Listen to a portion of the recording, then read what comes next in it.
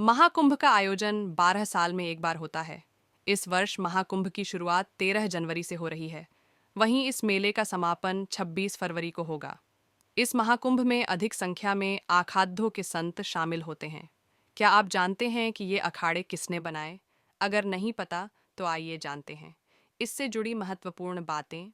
इस बार उत्तर प्रदेश के प्रयागराज में महाकुंभ का आयोजन बड़े स्तर पर किया जा रहा है। धार्मिक मान्यता है कि महाकुंभ में स्नान करने से इंसान को सभी पापों से छुटकारा मिलता है और मोक्ष की प्राप्ति होती है। महाकुंभ में अधिक संख्या में लोग स्नान के लिए पहुंचते हैं। ऐसे में बेहद खास नज़ारा देखने को मिलता है। महाकुंभ का संबंध समुद्र मंथन से है। पौराणिक कथा के अनुसार समुद्र मंथन से अमृत कलश निकला था, जिसे कुंभ का प्रतीक माना जाता है। महाकुंभ में साधु संतों के कई अखाड़े देखने को मिलते हैं। सभी अखाड़े अपनी अहम भूमिका निभाते हैं। देश भर में अखाड़ों की कुल संख्या 13 है। आपकी जानकारी के लिए बता दें कि ये सभी अखाड़े उदासीन शैव और वैष्णव पंथ के सन्यासियों के हैं। 7 अखाड़ों का संबंध शैव सन्यासी संप्रदाय से है और 3 अखाड़े बैरागी वैष्णव संप्रदाय के हैं। इसके अलावा उदासीन संप्रदाय के 3 अखाड़े हैं। किसका प्रतीक है? अखाद्य महाकुंभ में अखाड़ों के साधु संत पवित्र नदी में स्नान करने के लिए पहुंचते हैं। वैसे तो अखाड़ा शब्द का इस्तेमाल पहलवानों की कुश्ती लड़ने वाले स्थान के लिए किया जाता है, लेकिन में महाकुंभ के साधु संत के समूह को अखाड़े के नाम से जाना जाता है। अखाड़ों को हिंदू धर्म में धार्मिकता और साधना का प्रतीक माना जाता है। हिंदू मान्यताओं के अनुसार साधुओं के लिए आदि शंकराचार्य ने हिंदू धर्म की रक्षा के लिए कई संगठन बनाए, जिन्हें शस्त्र विद्या का अधिक ज्ञान प्राप्त था। इन संगठनों को अखाड़े के नाम से जाना गया। ऐसा बताया जाता है कि अखाड़ों का इतिहास बेहद पुराना है। धार्मिक मान्यता है कि महाकुंभ में शाही स्नान करने से सभी तरह के सभी पाप धुल जाते हैं और जीवन में आ रहे दुख और संकट से छुटकारा मिलता है। महाकुंभ में शाही स्नान का विशेष महत्व है। शाही स्नान में सबसे पहले साधु संत स्नान करते हैं, इसके बाद आम जनता स्नान करती है। साधुओं का अखाड़ा। प्रयागराज में महाकुंभ 2025 की शुरुआत 13 जनवरी पौष पूर्णिमा के दिन से होने वाली है, जिसमें सभी अखाड़ों के साधु संत यहाँ पहुँचेंगे और पवित्र नदी में स्नान करेंगे। साधुओं के इन्हीं समूह को अखाड़ा कहा जाता है। अखाड़े भारत में साधु संतों का एक ऐसा संगठन है जो सदियों से धार्मिक और सामाजिक जीवन का एक अभिन्न हिस्सा रहा है। ये संस्थाएं न केवल धार्मिक ज्ञान और आध्यात्मिक विकास के केंद्र हैं, बल्कि सामाजिक सुधार और राष्ट्रीय एकता में भी महत्वपूर्ण भूमिका निभाती हैं। आमतौर पर अखाड़ा शब्द का उपयोग पहलवानों की कुश्ती लड़ने वाली जगह के लिए किया जाता है। वहीं महाकुंभ या कुंभ में साधु संतों के समूह को अखाड़े का नाम आदि शंकराचार्य की ओर से दिया गया है। माना जाता है कि महाकुंभ के दौरान गंगा स्नान करने वाले गृहस्थ लोगों को विशेष सावधानी बरतनी चाहिए ताकि उनके पुण्य के लाभ में कोई बाधा न आए। माना जाता है कि महाकुंभ के दौरान गंगा स्नान करने वाले गृहस्थ लोगों को विशेष सावधानी बरतनी चाहिए ताकि उनके पुण्य के लाभ में कोई बाधा न आए। महाकुंभ का आयोजन हर 12 वर्ष के अंतराल पर किया जाता है, जिसे धर्म और आस्था का सबसे बड़ा मेला माना जाता है। इसे महाकुंभ या पूर्ण कुंभ भी कहा जाता है।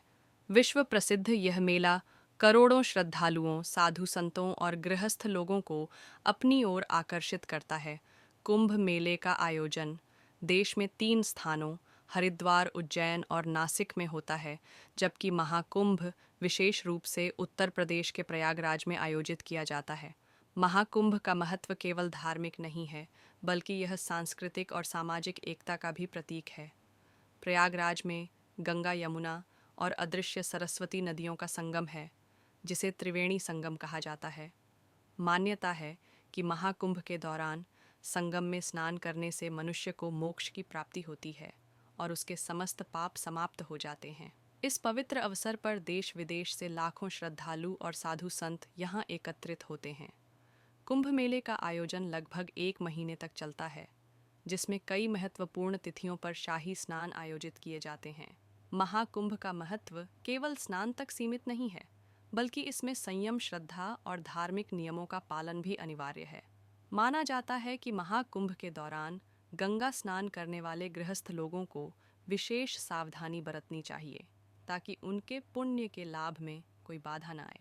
गंगा स्नान के नियम। स्नान से पहले गृहस्थ लोगों को 2 महत्वपूर्ण बातों का ध्यान रखना आवश्यक है। पहला, साधु संतों के स्नान के समय उनसे पहले स्नान नहीं करना चाहिए।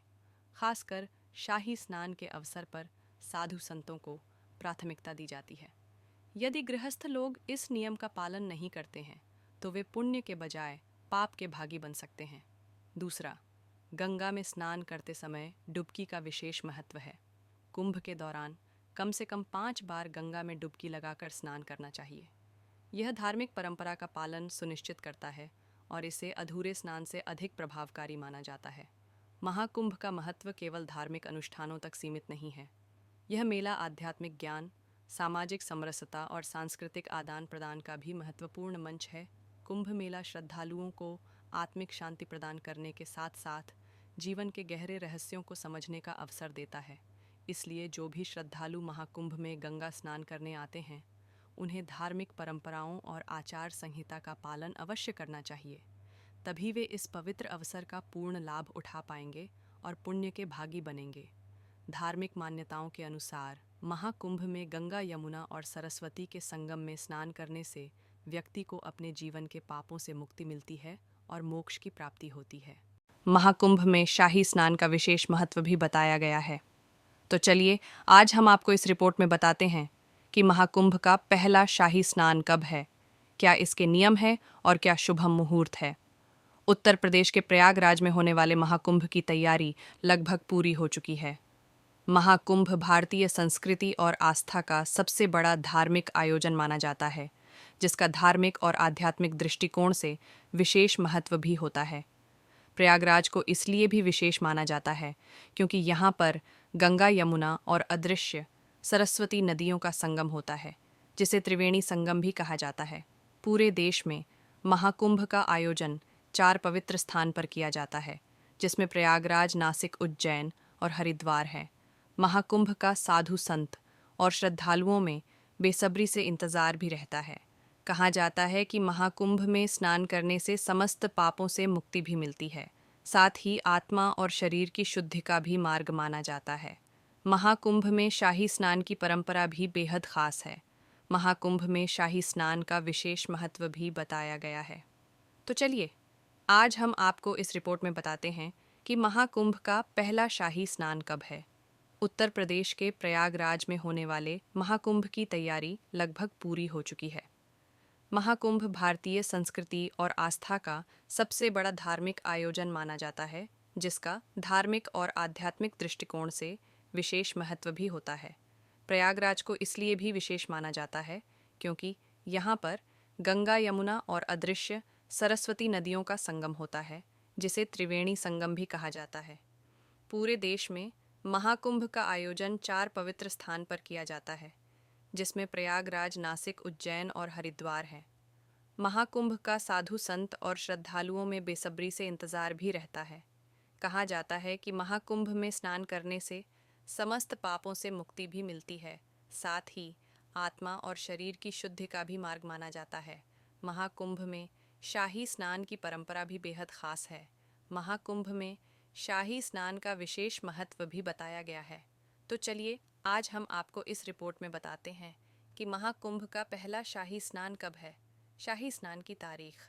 हिंदू पंचांग के अनुसार महाकुंभ 2025 में पहला शाही स्नान पौष पूर्णिमा के दिन होगा, जिसकी शुरुआत